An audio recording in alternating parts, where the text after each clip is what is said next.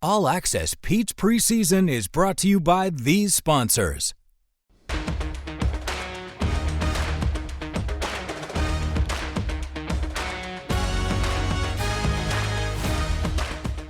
As we visit with area high school football coaches, the 2025 season essentially upon us.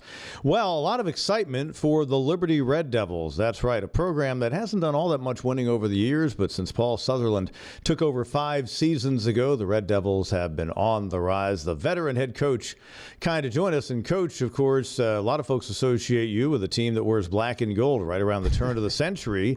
Took over Pendleton. Things were going well there. That was your first head coaching job in the area after you were a long-time assistant. You made Pendleton a state playoff team every year and made some deep runs there. Then you went over to the state of Georgia at Franklin County High for a while and then came back to South Carolina. So first off, at Liberty, that was a rebuild, and I'm assuming Franklin County was as well. So what's the deal with you with rebuilds? You're the guy they bring in with your circle saw and your hammer, I guess, and you show some patience, but you get things turned around in a hurry, don't you? Pete, I haven't planned it this way. Someone's asked me the other day. I've never taken over a winning program. I haven't planned it that way. It's just how it's worked out. And, of course, some people keep me. I get the jobs, I guess, no one wants. I don't know. But they've all three been very rewarding. And, like I say, I am proud to say this. We've never taken over a winning program. I haven't planned it that way. But we've never left a losing one. And we're certainly working at Liberty right now. But again, you look back and, I really think David Farnham, Jim Few, and Ted Luckadoo, those were 3 head coaches that I worked for. I was an assistant for 15 years and I always wanted to be a head coach and applied for a lot of jobs and didn't know why it wasn't happening. But, looking back now, the best thing that happened to me is being an assistant coach for 15 years. But, yeah, all 3 have been rebuilding jobs and, we've turned them all around or tried to, and we're doing so, hopefully making progress at Liberty. But you're right; it's been an adventure and I enjoyed the challenge, enjoyed building. Mm-hmm. And it looks like you've got some good kids back this year for your team. So you mentioned the coaches you worked under. I know you had a stop at Carolina High in Greenville during your coaching journey. I'm assuming under Coach Few that would have been at Greer or Broome. At Broome. That's where he was. He was actually there when I first got up here. Mm-hmm. And then, of course, Ted Luckadoo for many years, a longtime head coach at Westside High, and you were with him. And I always thought you would end up as the head coach at Westside. That never panned out, but everything's worked out great. But let's go back initially. You're a guy from the upstate originally, Anderson County, so I assume you played high school football at your alma mater, Palmetto? I did. Played for David Farnham, who gave me my first job, matter of fact. Very rewarding. And, that was back in the 04 classifications. And going into my sophomore year, we got bumped from 2A to 3A, Western 3A. Okay. Old school Western Daniel, 3A. Seneca, etc. Yes, Rian, who was tremendous back those days. So a lot of talent. And, of course, John probably remembers that. But going from 2A to 3A was quite a challenge there. But, again, the things I learned from Coach Farnham, and, again, when I got out of college, he gave me my first job, and that was just so rewarding to work with him at Carolina High School. So, But I am thankful. Again, I was still on property, still have a lot of friends in the Palmetto community, and Palmetto High School will always be a very special place for me. Was coaching always going to be the thing, or when did the itch kind of hit you that you knew you wanted to be a coach? Well, growing up, everybody's going to play in the NFL. Yeah. At my size, So, but no, I had to credit my father, who retired from Fort Hill Natural Gas. He's the one that Daddy was always about. What are you going to do to earn a living for your family? Mm-hmm. And he told me, he said, son, you study it, you live it, you breathe it. He said, you need to really follow your desires in athletics and in coaching, especially the game of football. So, my father was the first one to tell me, you need to be a coach, son. Mm-hmm. So you went to college. Did you go to USC and get your education degree there? Yeah, I got my undergraduate at USC Upstate. Okay. And then obviously got my master's at the University of South Carolina in Columbia. Yep. We've always been Gamecocks. Yeah. And that's I remember you called me as you head to Clemson a lot of times. Yeah, we had some great conversations.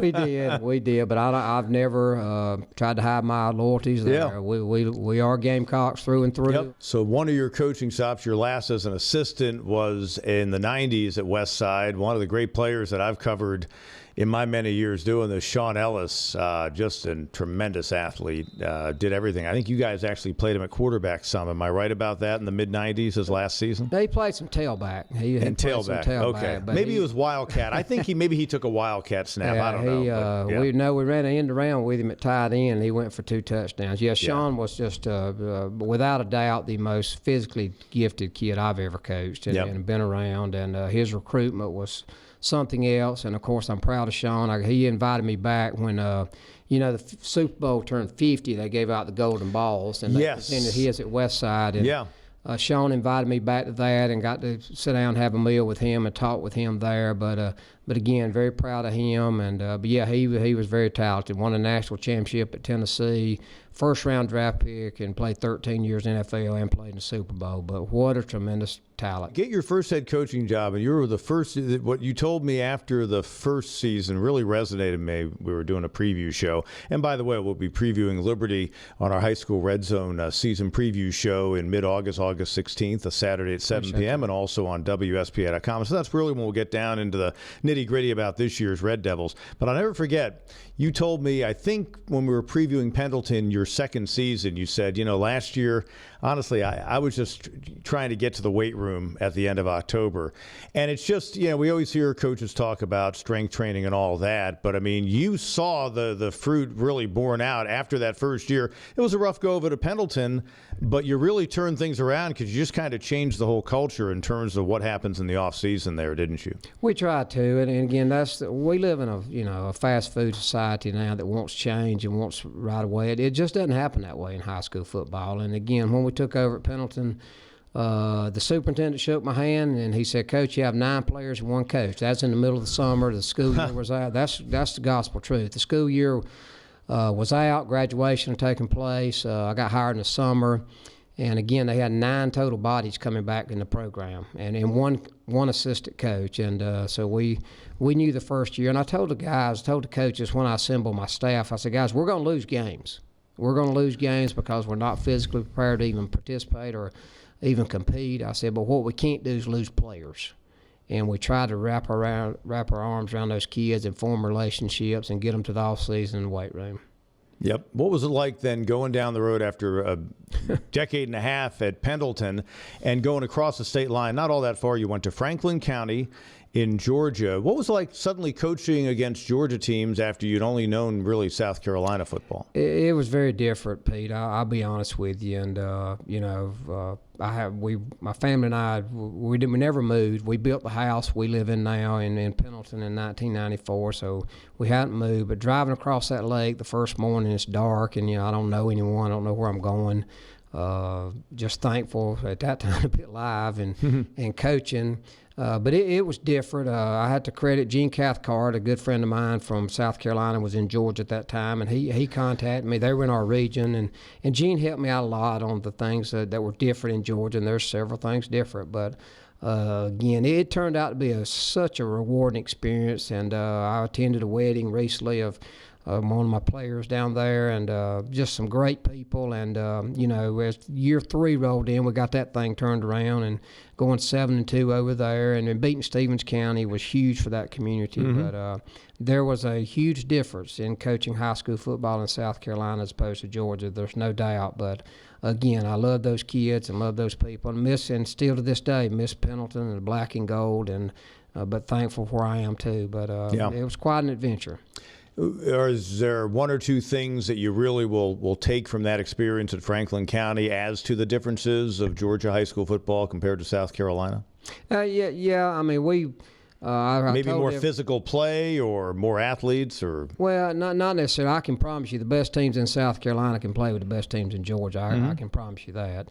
But we've always tried to be a physical football team. I mean, we don't hide that. But at Franklin County now, it was those kids were wonderful. They did not mind hard work. But there was no plan B. You had to lock them in the weight room and get as strong as you could and try to keep the football. And of course, that's kind of right up my alley anyway. Yep. And but we did that and was able to make the playoffs, like I say, that year 3, and have some success. And again. When we got there, we committed to the JV program like we've always done, and I kept all the sophomores back and tell you how bad it was. My JVs went out to 5-0 start that second year. And one of the parents came up after the game and said, "Coach, can I talk to you?" I said, "Oh, boy." And I said, "No, it's good." She said, "You do realize there's not a kid on that team," talking about the JV team, that has ever won a game in a Franklin County uniform before this year. I said, "What?" Yeah. She said, "Coach, they're 0 for 3 years." And I said, "Well, they're 5-0 now." And we end up losing one JV game that year. And, of course, that's the group that the next year – varsity, we started out 5-0 on varsity, and we ended up going 7-2 and making the playoffs there too. So it was rewarding, and the relationships I have kept in touch with those people is very special. Some of the finest people I've ever met in my life are in Franklin County, Georgia. That's really cool. What was it? Was there a weirdness factor to coming back to South Carolina because you've been gone? You and I talked on the phone a few times while you were over in Georgia, but was it just kind of, I don't know, a little bit of a different feeling? You said when you went to Franklin County, you didn't know anyone over there, but now you're coming back across the state line. I know you know the superintendent well in Pickens County, but I don't know how much you knew Liberty. Well, I was familiar with Liberty because they were in our region, know, all the years I was at Pendleton. And but again, I've never made a secret about that. Danny Merck's superintendent. I know his character. I know his commitment to what he wants to be about as far as that goes. So that was a big part of me taking the job. But it was good to come back to South Carolina. And, again, I really missed the kids in Georgia. I really wanted to coach that fourth year of Franklin County team. Mm-hmm. That was going to be by far my best year. Sure. We had the kid now that's ended up going to play in the NFL, Georgia Tech. Who's that? Keelan Rutledge. Oh, yeah. Keelan Rutledge played for me. And he was actually going to be Dabo's first transfer portal take. Oh, wow. At Clemson, and he visited Auburn, Georgia Tech, and was going to visit Clemson that weekend. He had a car wreck, and Lord protect him, thank goodness. But he didn't get to go to Clemson visit, so he ended up at Georgia Tech. And, but I got him out. But again, that was big. But coming back, I still.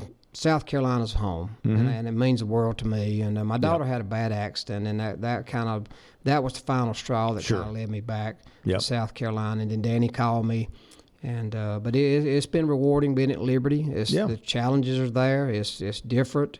We inherited no rec program, no JV team, so we've kind of built it from there. But it was a little bit different. Now, we have not played at Pendleton, and it never really hit me till last year. I was at a jamboree, and they were playing after. I didn't know they was going to play, and they were playing after us or something. I saw those gold helmets get off the bus, and that kind of hit me there. We spent a lot of time, and we still live in that community. Go to church in that community. It means a lot. But again, I am proud to be back in South Carolina, and representing South Carolina high school football, trying to make it better. Sure. Well, so much you've achieved in your career, and I think you've got still a lot more to achieve at Liberty. You've got them as a ball club that can contend in Region 1, 2A. It's another Red Devils in there that are pretty difficult in Clinton, but you're holding your own against them and the other programs. So good luck. Thanks so much for coming by, Coach, and I know 2025 is going to be exciting for Liberty Red Devils football. Well, I appreciate it, Pete. And again, I want to say this publicly, and I've told you this times. I really appreciate what you do for high school football in the state of South Carolina. And Liberty, we are competitive now with everyone we step on the field with. And we lost a great player as a quarterback in Logan Smith, who's now playing college football. But we're excited about this year and look forward to the challenge. But I want to thank you and Channel 7 for what you do for high school football. Appreciate you, brother. All Access Pete's Preseason is brought to you by these sponsors.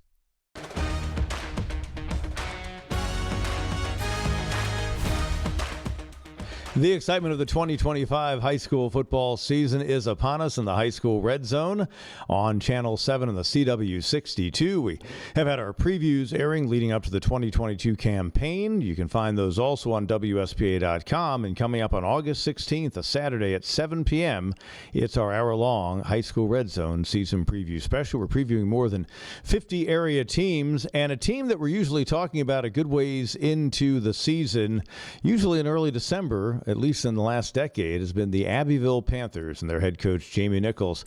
Kind to join us, getting ready for year number 22 as a head coach, several seasons prior to that as an assistant. And I'll tell you, you got another ball club this year that you lost some talent to Marcus Leach, some others. When we interviewed you back for the preview story we've aired on the news, you typically slow played things going into the year for a ball club that has been dialing up 10 to 15 wins every year for as long as I can remember. But I know you are once again kind of, slow walking into this season, if you will, aren't you? Well, I'm really afraid I bit off a little more than I can chew, Pete. You graduate people like Nez Leach and Carson Norman, and just that whole senior class was such a dynamic class. And this year we'll do something we haven't done in a while, and that's actually play 10 to 12 sophomores on the varsity team. Wow. That really scares me. That's not what we like to do. And the good news is, and I've talked with other coaches about it. I've talked with some coaches during these shows who are at high schools where they have different middle schools feeding them, so they really can't have a consistent youth program because they could be coaching a kid or at least having a kid run their stuff in the youth league or middle school. They won't run at the high school level with them. You guys, though, have the benefit, don't you, of getting a kid at a young age who wants to play football to know your system. Yeah, that starts in our rec program. That's one thing Abbeville's always been known for years and years and years, going all the way back to Claude Simmons, is our rec programs. And our guys, I've actually hired coaches who I've saw, the way they interacted with kids and were just good character guys to our staff. And that's where we feel it begins in our community. And they grow up loving that A around here, Pete. So let's go back through your journey. You are a Lakelands guy through and through, and as I think about it, you have probably lived your life within about a 20 to 25 mile radius there in the Lakelands. Abbeville guy who was a young kid, you probably have some memories of the state title in 1971, which I believe was the program's first, and then eventually you became an Abbeville Panther, didn't you? Yes, I can barely remember being at the game in 71. I think it was played at Westside, somewhere up in Anderson. Don't quote me on that. Yep. But we had played Pickens, I think it was, up there for a playoff game, and I can barely remember that. But I really remember the 70 battles with Woodruff that Abbeville went through. And I was lucky enough to be a blocking dummy on the 1981 state championship team as a sophomore. And then, we fell on some hard times as far as wins and losses, but we had a great head coach back then. That was Mike Kendricks. And, he is so important to our community, still is to this day. So from the high school player, take me through the journey and again, kind of your growth as you eventually evolved into your career. Yeah, well, I went to Lander College, was fortunate enough to get a degree from there and I actually did some student coaching at Abbeville, and then Willis Burkett hired me at Greenwood. That was back when there was only one high school in Greenwood, and that was a big deal. Hey, it must have been a really interesting dynamic for you because around the time you were growing up or playing, Abbeville was a 2A school, right? Generally, they were 2A probably, maybe they were probably 2A. But the point being, you get to Greenwood, and from the time I got to the area, they were 4A Division II. They may have even been Big 16 some of those years, but it had to be kind of a bigger setting that you had to adapt to when you were working there. Oh, Lord, yeah. Greenwood then was probably one of the 3 or 4 biggest high schools in the state, and that was, that was big time. But Abbeville and Greenwood, we've just always known each other, grew up together, and just kind of associated with each other over the years. I would think in your association with Greenwood, maybe one of the Dye brothers was still there, Marty or Ernest, and maybe Robert Brooks, his last year. I think he was a senior in high school in the fall of '87. I could be off on that. That was my first year. Marty Dye, I think he was a junior. But, yeah, Robert Brooks was the star on that team, and John Whitmire quarterbacked. And I was actually a JV coach that year. But yeah, that was a great group of kids, and we would load up and go to Zirconia up in the mountains for about 10 to 12 days. And, that was a lot of fun. I don't know that I'd want to go back to it again. It was a lot of fun at the time. Learned a lot of football from Willis Burkett. He was a really good football coach to learn from. When you saw Robert Brooks on the practice field, was there that it factor? Could you tell that was a pretty special player? And since then, you've had guys go on to the NFL from Abbeville. Yeah, Robert was just a good guy. He really was. Just a high character guy. He treated me, being basically a bucket boy, a JV coach. He treated me as good as anybody could. And then Larry Rhines came along that time. But that was a good group of kids. And Marty Dye, he was a super. One of my first missions, quote, as a coach, Marty had not passed his physical. And so we were up in Zirconia, so I had to load up the van and drive him all the way back from Zirconia, Hendersonville, North Carolina, back down to get his in there for about 3 or 4 minutes. And he had to be 6'6", 6'7", Pete. He was a big guy among us, but a great guy. Yeah. His whole family just great people. Yeah. So 1991, back in Abbeville, they won a state title. You're still in Greenwood. And then you get there for the state title in 96. You worked under one of the great guys, Dennis Botts, who came back and made that a winning program. Before we recorded this interview, you and I joked about the fact that at the 96 title game, now you were back as a defensive coordinator at Abbeville, and I remember him jumping all over Coach the entire game in an eventual win. And it wasn't you, but it was a guy who looked like you. Time goes on, you go to a couple more state title games at Abbeville, then right at the end of the 2003 season, Dennis Botts suddenly passes away. I'm sure you eventually could see yourself having replaced him. You didn't want it to happen that way, but what was it like now suddenly having the program thrust upon you to start in 2004 and kind of build to eventually winning a couple of state titles in 10 and 11? Yeah, we're going back to 96. That had been Mark Smith, who was our longtime offensive coordinator and called plays from that year, 1996, probably, Pete, to about 2016 or 17 up in that area. Wow. So he was, that's, he's about like a brother to me. But coaching for Coach Botts was an honor. Just you learn so much, and it was just so much fun. But now he did every now and then when he would but he always would have his hand, because he had always called plays, Pete, so he always wanted to have his hands in that. Yeah. And then when I became the head coach, like you said, it was not in the way we wanted it to happen, but he's been here with us this whole time. His legacy has from the coaches I have now, a lot of those played for him back in the 90s, and for me, it was just finding out that everybody can't coach like Coach Botts. You have to coach like you. Yep. And that, once we started doing that or whatever, but a lot of things, back when I first took over as head coach at Abbeville, I think we were 2A, but our numbers were about 516 kids, which is low. And yes, and I think that very year, Broome won the state championship. And they had just came down from 3A, and I think they were right at 1,000 students, with great DJ Moore, and that football team was really good. But, you really had a big separation in numbers from, think about it, that's almost 500 kids in one classification. Yeah, absolutely. So you finally, you win state titles in 2010 and 11, and you played for another one and fell. Then you had a disruption in the program. You had a quarterback who suddenly moved on in his career. I've always thought that made two schools better, the school he ended up at and your program, because you even grow your signature offense from there. 15 to 18, you win state titles. 20, 22, 24. If you win a state title this year, it'll be your 10th since 2010. What has it been? Abbeville was always good, always competitive, but what's gotten the program to the next level? In addition to having great athletes and doing a nice job coaching, is it the fact that you have a system in place and you've got really good players you can just plug into it on both sides of the ball?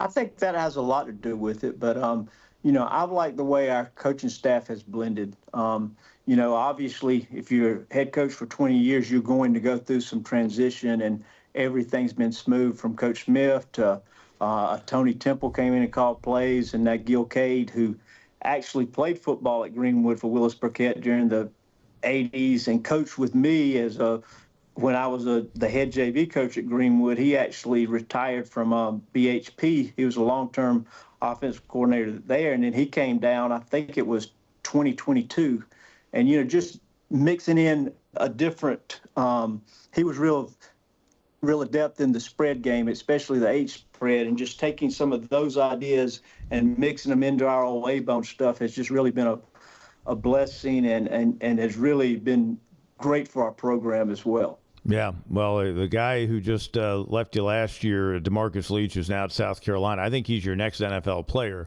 Carson Norman was really good. And I know you've had a lot of other guys who've been good, gone on to college, and some guys play in the pros. Just a few other notes for folks if they didn't catch it on our previews on our other platforms. Since 2015, I mean, you talk about taking it, you guys are really good. You added something to the fuel tank. 128, 10-1 since then. And again, 7 of the 9 state titles. And I love this. This is one of my favorite stats. During your run since 2015, 35-game winning streak, 29-game unbeaten streak. There was a time in there when you told us you lost a playoff game and you were as proud of the kids that night as any other because of how they handled it. But as you get ready for this season, I know you're going to do another great job. And I guess, you just keep doing what you do, right? I mean, you probably don't go into each year saying I'm going to change much. You're just going to just run the guys out there and try to get the ball to bounce the right way. And that's playing a tough schedule too, Pete. Absolutely. We're not playing, Loaded. That's playing a tough schedule year in and year out. Yeah. And, this year, I think you have to take each season, as itself, and I really don't like to make excuses because, we're going to be young and this or whatever, but you never know. This might be the year where the injury bug bites us. We've been through that, but you're right. We have really been blessed since going back, like you said, 2015. Yeah. To really win that many games. That's really speaks more for our athletes than our community than it does for me. Well, it's been a great team effort. Jamie, thanks so much for joining us. Good luck in the season ahead, and we'll be watching out for you each and every Friday night. Thank you, guys.